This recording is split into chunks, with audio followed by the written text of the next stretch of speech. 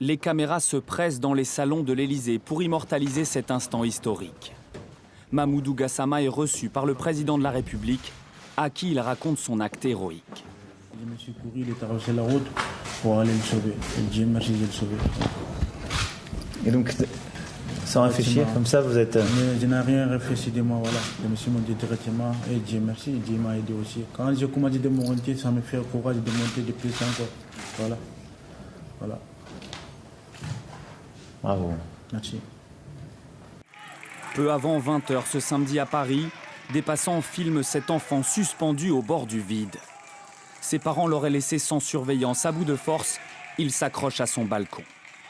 Un homme de 22 ans grimpe alors les 4 étages à main nue, à la seule force de ses bras, puis agrippe le garçonnet de 4 ans, sous les hurrahs de la foule, massé au pied de l'immeuble.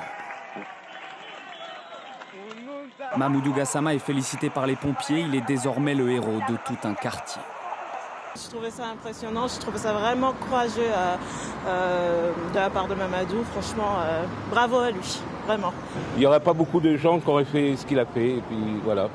D'avoir un homme courageux dans le quartier, c'est rassurant. Peu après sa rencontre avec le jeune Malien, Emmanuel Macron publie ce tweet. Je lui ai annoncé qu'en reconnaissance de cet acte héroïque, il allait être régularisé dans les plus brefs délais. Avec sa compagne et son frère aîné, Mamoudou Gassama savoure cet instant dans la cour de l'Élysée.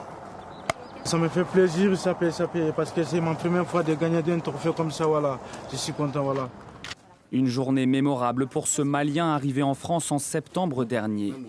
Sans papier, il vit dans ce foyer en banlieue parisienne. Moi, je dors ici et Mamoudou, il dort ici. Ici. Par terre ? Ouais.